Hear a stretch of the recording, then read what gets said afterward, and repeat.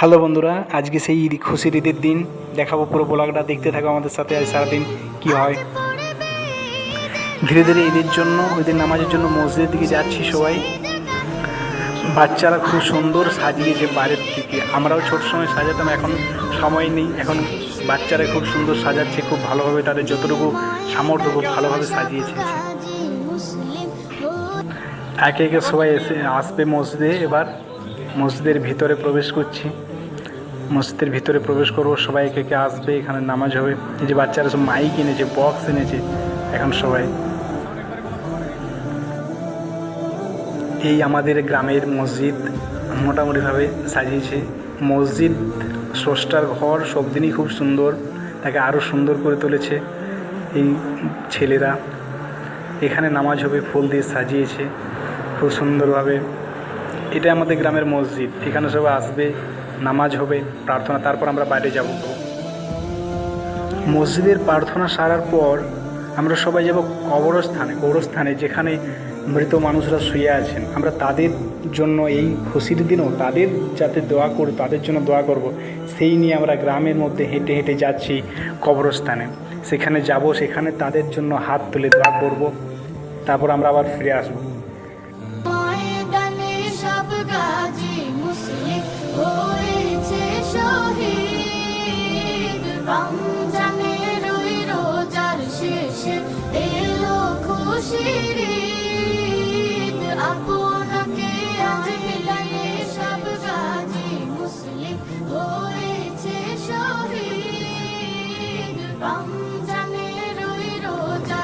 মসজিদ থেকে আমাদের কবরস্থানের দূরত্ব প্রায় 1 কিলোমিটারের সমান হবে। ছোট বাচ্চা বড় সবাই হেঁটে হেঁটে, যাদের অসুবিধা আছে তারা বাইকে যায়, এভাবেই কবরস্থানের দিকে রওনা হয়। এই যে কবরস্থানের গেট খুলছেন, এরপর ভিতরে আমরা সবাই প্রবেশ করব। জুতো খুলে প্রবেশ করে সবাই আসবে, অপেক্ষা করব, তারপর আবার প্রার্থনা হবে এবং আমরা আবার ফিরে যাব। আমাদের বছরের যে অনুষ্ঠানগুলো আমাদের হয়, ঈদ, 2 ঈদ এবং আরও অন্যান্য অনুষ্ঠান, প্রত্যেকবারেই আমরা এই কবরস্থানে আসি তাদের জন্য, এই যারা কবরে শুয়ে আছেন তাদের জন্য প্রার্থনা করতে। এখানে প্রতিটা মুসলমান এই দিনে এটা করে থাকে। সেভাবে আমাদের গ্রামেও এটা চলে আসছে।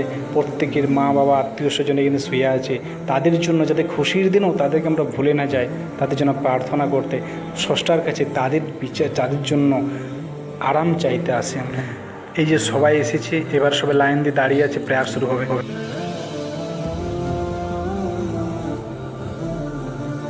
প্রেয়ার শেষ, সবাই দীর্ঘশ্বাস ফেলে আবার নিজের বাড়ির দিকে রওনা হচ্ছে।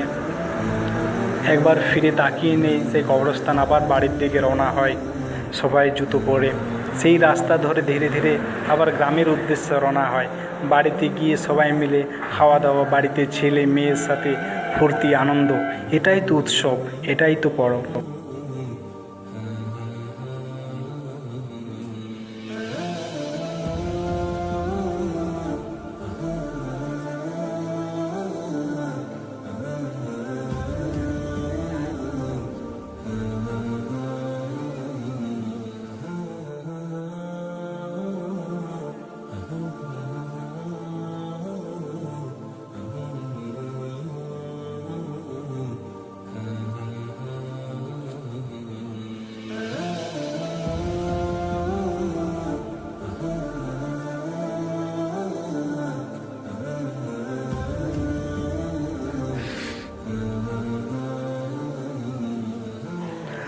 সবার পরে আমিও একবার ঘুরে তাকিয়ে নিয়ে জুতোগুলো পরে সবার পিছে পিছে বেরোবো এবার কবরস্থান ছেড়ে।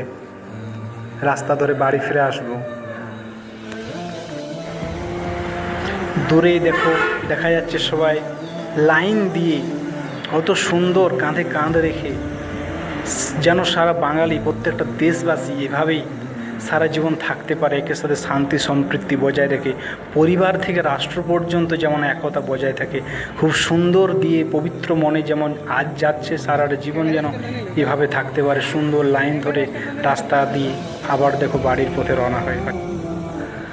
আমার অসুবিধা থাকায় আমি আবার বাইক নিয়ে তাদের পিছনে রওনা দিলাম এবং তাদেরকে পেরিয়ে ধীরে ধীরে আবার বাড়ির পথে। এভাবে একে একে সবাই বাড়ির পথে ফিরে যাচ্ছে, বাড়ির মানুষের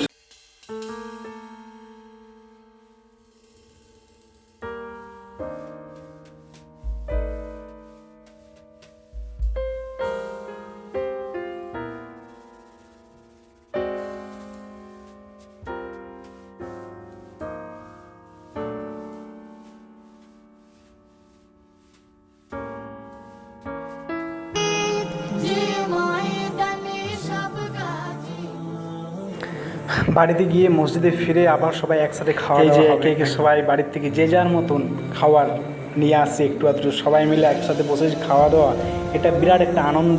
এই যে সবাই একসাথে আনন্দ করবো আজকে। আজ ছোটো ছোটো মাসুম বাচ্চাদের আজ কত আনন্দ, তারা কিচ্ছু হতে জানে না, কিন্তু তাদের যে খুশি এটা অগাধ বানভাষা খুশি। এই যে আমাদের খাবার চলে এসছে যে যার বাড়ি থেকে, মোটামুটি সবাই মিলে এবারে খাওয়া দাওয়া শুরু করলাম।